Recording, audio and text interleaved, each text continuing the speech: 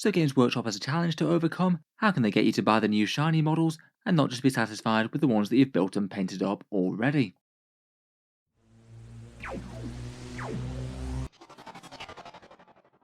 Hello and welcome back to Warspets Tactics, where today I thought I'd just share a few thoughts on Games Workshop sale tactics, and in particular the shelf life that the older sculpts of their models can have. Obviously it's not exactly too hard to get Warhammer enthusiasts to buy new models, but I do find it interesting the various little nudges they seem to give us to update old models to new ones, some of which seem kind of fair enough, whereas some of which feel just a little bit on the sneaky side. So obviously Games Workshop as a model company do want us to buy their shiny new miniatures that they make, otherwise they may as well not make them. As a company they want the biggest return that they can get on their investment for their design sculpting and plastic molds that they make.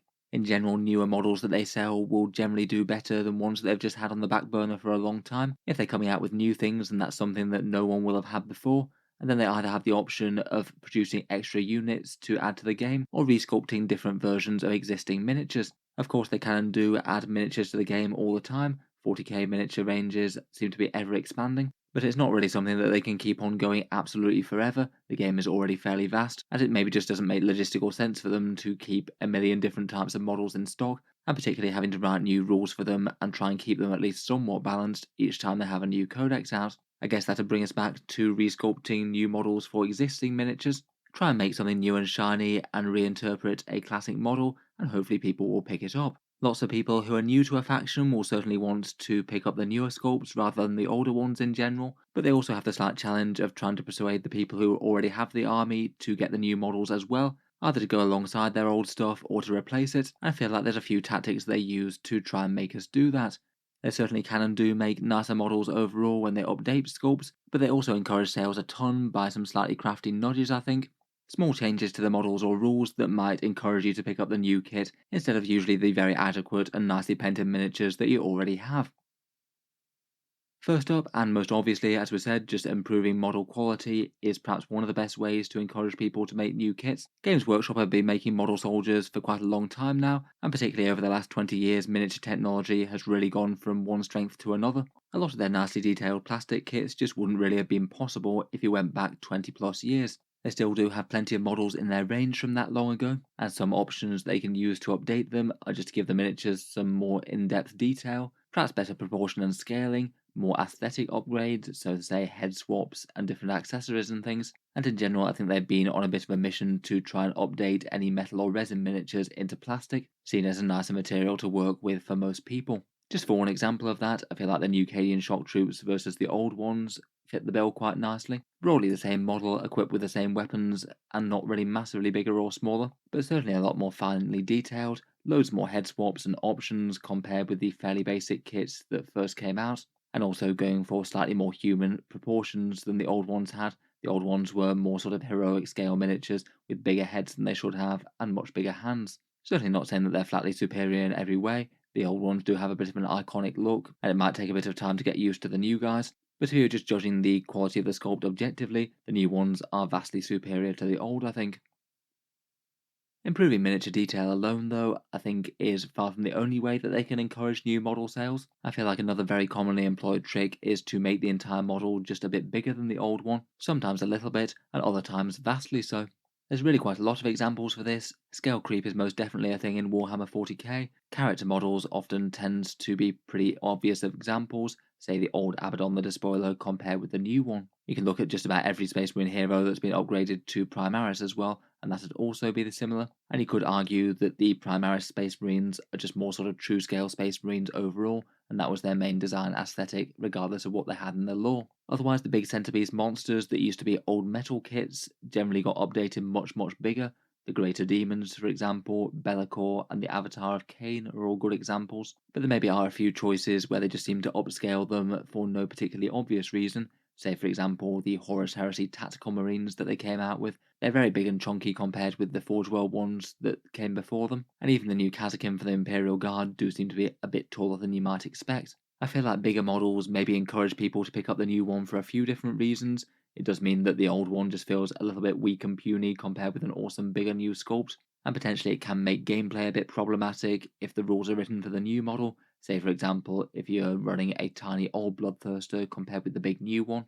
You maybe could gain some significant advantages by not being able to be shot as easily. Scale creep is something that they just won't be able to keep on doing indefinitely, though. There's obviously going to come a point where models just get impractically big for a gaming table, and they just can't keep on pushing it and pushing it. It certainly can already make some armies kind of hard to transport. Things like an army of greater demons will be far harder to transport now than it would have been in the past. And the scaling can certainly bother people a little bit. Say, for example, if you had an entire army of Space Marines on one scale, and then they came out with some fancy new Space Marines that were a bit bigger, it is just a little bit jarring having some guys towering over the others. I wouldn't say it's all a bad thing though. Bigger, badder, and snazzier models do generally drive quite a bit more excitement, and maybe that's an element of Games Workshop just responding to what the community wants. I guess they wouldn't exactly want to disappoint them by releasing another sculpt of a character that looks a bit weaker and punier than the previous one. Another thing that often happens when models get resculpts, or occasionally just when they get repackaged in a different box set, is that the base size can sometimes change. Sometimes it's a bit more problematic than others, but certainly it can be pretty annoying if you've got an established army that's all on one base size, you've done the bases very nicely, and then Games Workshop updates the models to have a new one for the new codex. Games Workshop usually don't tend to be too direct as to their policy with base sizes, usually just recommending that you use them on the bases that you bought with them. And certainly in more casual games, I don't think it's usually the biggest issue in the world. It just feels a bit weird that you can get some slight arbitrary rules benefits or worsenings depending on how big your base is. For example, sometimes smaller bases can be an advantage, say for hiding units or fitting more models in combat as you've just got more physical space to put them. And potentially even having a larger base than you should have can also be a bit bad, as that means that you could potentially get more models in a character's aura range, for example. Typically, though, base sizes tend to go up, not down, say for example with Orc Boys when their box set was repackaged, and similar with Tactical Squad Space Marines. Both of those went up from 25mm to significantly bigger on the 32s, and it does mean that usually running them on the 25mm bases will be significantly more powerful, as you can get a lot more boys in combat. It means that plenty of events say that you must use the current base size, not a historic one. And even if you're playing more casually, a bunch of people just wouldn't want to use rules that give them an unfair advantage, just out of respect for their opponent and not wanting to look like they're modelling for advantage or anything. With those issues though, certainly when Games Workshop arbitrarily changes a base size like the Orc Boys, it can just mean that you've got a lot of models that suddenly feel a bit more dated, even if they haven't updated the models themselves, which can be a bit annoying. Obviously not an insurmountable problem this, you could just use base extenders or rebase them entirely, though it does feel like a bit of a pointless job if you spend some effort on the bases, and then you have to mess with the aesthetics of the models just literally to keep them game current. Moving on, I feel like when Games Workshop unleashes some new kits, I feel like they often want to create a new bit of war gear as a bit of a selling point for the new box, meaning that you might want the new kits rather than just sticking with the old ones with the guns that you already have. In general, I wouldn't say that this is necessarily a bad thing. If you have more weapon options, that's usually a bit more interesting for list building, or can let the squad do different roles. It does mean, though, that you might well be buying more copies of the exact same unit that you had before, just because it's got a shiny new gun or bit of war gear or something that you couldn't get before unless you converted it onto your old models. Perhaps in recent history, Tower Fire Warriors might be a fairly good example. Their kit was one of the more recently redone ones out of the Tower Empire range in general. Previously, the Fire Warriors had a kit with the Pulse Carbine and the Pulse Rifle in them, and in the new kits they added the Pulse Blaster for the Breacher team, plus a few other bits like that tactical support turret. It does mean that if you had a whole bunch of Fire Warriors at that point already, then even veteran players who might have a whole bunch of them might well be trying to get their hands on Tau Breachers for some close range fire support. Even though I must admit, I feel like aesthetically the Pulse Blaster isn't a million miles away from the Pulse Carbine, both of which being fairly short range versions of Pulse weapons. Maybe another slightly similar one might be the introduction of grav weapons for Space Marines somewhere around 6th and 7th. Before that it was generally Melter Plasma or Flamer, then Games Workshop adds grav and suddenly makes it mysteriously one of the best weapons in the game for dealing with a lot of tough targets. That was back in the days before 3D printing, and you could see some insane prices going on eBay for spare grav gun bits. A few shiny bits of kit certainly can be another nudge to try and pick up some new models, particularly if someone was already tempted just by the aesthetics of them. Another one that I feel like they've done a little bit throughout Ninth Edition is to change the game rules a bit and just make the same unit operate very differently, say in terms of the numbers that you can field of them in game, or perhaps the numbers that you'd want to field of them in game.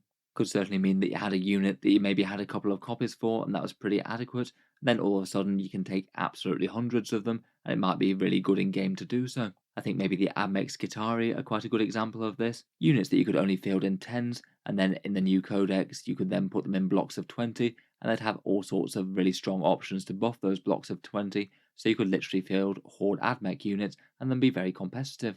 On the other hand, it seems they're not particularly adverse to going the other way as well. In the previous Codex Chaos Demons, you could field 30 strong units of Plague Bearers or Bloodletters and things. They were basically a Horde unit already, and now Games Workshop has restricted them to being 10 model squads, so they feel a lot more elite. I feel like there's probably at least a few Chaos Demons players out there who have, say, 100 plus Plague Bearers or Demonettes or something, and now it's kind of painful to spam them all into a list unless you're running multiple detachments literally to try and maximise your troop slots. There also do seem to be some cases of units getting caps on numbers that were usable. Previously, Guard could field 9 Basilisks in a list if they wanted to, now it's only 3. Orc had mech guns restricted from 18 in a list down to 9, and in 8th edition we were treated to the horror that was Eldar flyers, and now in more competitive games of 9th edition you can only field 2 flyers full stop, so anyone who had something like 7 plus of them won't be getting anywhere near as much use out of them. I feel like most of those are pretty edge case though, and most people won't have gone out to absolutely spam units like that, but can be annoying when it happens. While we're talking game rules, I certainly feel that Games Workshop can make certain models feel redundant for a bit, even if they change absolutely nothing with the model itself. I think people do quite frequently accuse Games Workshop of just giving the best rules to their newest and shiniest things, and I feel like occasionally that happens, but honestly I think that the truth is maybe a little bit more complicated. Often they genuinely do release new units with pretty dreadful rules, say for example the new Eldar Dark Reapers, the Genestealer Cult Saboteur character, or basically the entire Primaris Space Marine range in early 8th edition when they really weren't that great. In general though, I feel like their strategy is more to cycle what's good and bad in the game, and have periods where an army's on top, then an underdog, and then go around again. That certainly seems to have been the case for most of 9th edition, say for example, in early 8th Space Marines were pretty weak, in early 9th they were crazily powerful, one of the best factions in the game, and now at time of recording they've gone back to being fairly underwhelming once more. I'd be cautiously optimistic to say that they're pulling that act together a little bit in the meantime. It seems they've got a bit more methodology with game balance going on right now from their MetaWatch articles and things, though I guess we'll have to wait and see how that pans out in the long term. Even within a codex though, having stuff suddenly being staple units in the codex or being pretty niche can easily be enough to make models feel redundant or encourage sales of new stuff. Say for example, if an obscure unit suddenly becomes great and it's almost mandatory to include multiple copies of it in the army if you're playing competitively, or if a unit that was like that previously suddenly becomes okay but just a bit mediocre and you might only want one now, then if you're constantly chasing the top list, that isn't going to include a bit of a cycle of buying things. It certainly works out in Games Workshop's favour, though again I still wouldn't argue that that's entirely bad. It is usually quite good fun seeing an underperforming unit getting good in the game, or having something that just feels a bit oppressive toned down a touch. I feel it's perhaps not particularly nice though if entire armies go through a phase of being really quite underwhelming, maybe to the extent where someone gets really unenthused by playing them in game in 40k at the moment, aren't enjoying it in the limited time that they have to play the hobby, and might even think about selling up and getting something different. I've certainly seen that happen with a whole ton of people over the years. In general though, I'd usually tend to just try and ride out the changes personally. With each new codex release or points update, there's always the chance that underwhelming things suddenly get a fair bit better. Perhaps lastly, out of tricks for getting rid of models, the Games Workshop doesn't seem to be entirely averse to eliminating models from their range entirely these days. Ninth edition has been an edition where they've been trying to go for a policy where they don't make rules for things if they don't have models for things, and perhaps even to the point where they deliberately retire models at a very similar time to when they pull rule support for them. These units aren't directly replaced, though they might have some different options available in the codex that you might want to take instead, and it can make certain portions of people's armies a bit redundant, their Warhammer model shelf life having finally expired. Rules wise, it does seem that they've just straight up pulled a fair few of their older kits, things like Chaos Space Marine Mutilators or their Jump Pack Lord, both of those had their models removed. Who knows whether they'll get Legends rules at some stage. Plenty of classic tanks and a whole bunch of Forge World options have disappeared. Say for example Imperial Guard Griffins, they used to be in the Codex back in the day, but now they don't have any non-Legends rule support from Forge World, let alone Games Workshop. There's also the poster boys of the Warhammer Legends section, the Space Marine Chaplain on Bag. I guess he did get updated to the Primaris one, so I suppose you could maybe run him as that now, but the Firstborn rules are gone. It seems like for characters that they don't want around anymore, they don't seem to be too adverse to killing them off in the lore as well. We've seen that recently with Yarick and Kel, and Creed's got permanently captured it would seem. I wouldn't suspect that he'd be coming back anytime soon either. I feel like this is maybe one of the areas where they have to tread just a bit carefully. They don't tend to do it with too many absolutely massively mainstream units, but more older special character models, and perhaps niche units like certain fortifications that got rules like the Imperial Knight Sacristan Forge Shrine, or the Chaos Mutilators that just weren't particularly popular in the first place. I feel like if they tried to do this with too many models all at once, you'd have a whole load of people get pretty angry at them. A lot of people didn't react particularly well to the news of Yarrick's death and rules removal. So anyway, that was a bit of a breakdown of a few of the ways that Games Workshop can give models a bit more of a shelf life, and perhaps aim to make them feel a little bit more redundant and encourage you to buy new shiny plastics. I feel like when buying and collecting 40k, I would have these various things in mind, and just how you might adapt to them if models did get these sort of treatments. I feel like there's certainly some moves when buying models that could be a bit riskier than others, for example. When trying to build a model that's a bit more resilient to being made obsolete, and maybe avoid trying to buy loads and loads of copies of one edge case unit, I feel like you could just be setting yourself up for a bit of a fall there, say for anyone who rushed out to buy a whole ton of Eldar flyers when their list was really good. That certainly didn't stand the test of time too well. I feel like from a long-term collecting point of view, there's definitely a lot more value to the first one or two copies of a unit, rather than the third or more. For gameplay wise, with rules changing and things, I'd certainly be considering magnets on any guns that are easier to swap out, or maybe just even saving the bits and remodeling if it does make sense and Games Workshop has flipped some rules. For troops with different gun weapons like those Tower Fire Warriors, or say Space Marine Intercessors with slight variations on their bolt rifle, I'd say that as a community being a little tolerant of proxies certainly isn't the worst thing. I feel like I had quite a few games where I've played Necron Warriors and they say yes, the Gas Flayers are going to be counting as the Gas Reapers for this game, and that's perfectly fine and understandable provided it's communicated clearly. Saves you buying twice the amount of models just for a slightly different gun variant. I would also say that this does genuinely place a little bit more value on more recent Games Workshop sculpts, which I guess is acknowledging that all of this is a little bit effective in trying to get you to buy new things. I'd certainly say that anything in fairly recent plastic kits is going to be a lot more likely to be usable for a long time in the future, and the models that are more at risk of having their miniatures updated or rules pulled tend to be the older ones, particularly anything in fine cast resin, potentially certain more niche Space Marine Firstborn kits, or other models just with very old sculpts that are kind of showing their age. For example, at time of recording, I wouldn't be too surprised if they updated the Tyranid Gene Stealers in the near future. Finally, as mentioned previously, I'd also generally advise not being too quick to jump ship and sell models, say if their rules got nerfed or something like that, provided you're not worried about the actual models being outdated and being made redundant. If you're just a bit dispirited by the way that the rules work, I would always bear in mind that there's the chance for a new codex to bring a completely different set, and likely a very big power boost going by Games Workshop's norms. So anyway, look forward to hearing your guys' thoughts on this. Have you had any painful experiences with models' rules getting nerfed, base sizes changing, or sculpts and weapons updating? What's been the most annoying model or set of models that's been updated and made a bit redundant? If you've enjoyed the video, then feel free to subscribe to Auspex Tactics. We'll certainly keep the regular 40k content coming. I do tend to post new stuff just about every day. Finally, if you have been enjoying all the videos on the channel, I would just like to mention that Auspex Tactics does have a Patreon page as well, and you can find that linked down in the video description if you'd like to help keep these videos coming. Channel patrons do get a fair few advantages, seeing certain videos early, regular votes to see what sort of things come next for the channel, and automatic entry into the regular prize giveaways with the chance to win some big model kits each month. If any of that sounds good to you, or you'd just like to help support, the link is down in the video description. In any case, a massive thank you for listening, and I'll hope to see you guys next time.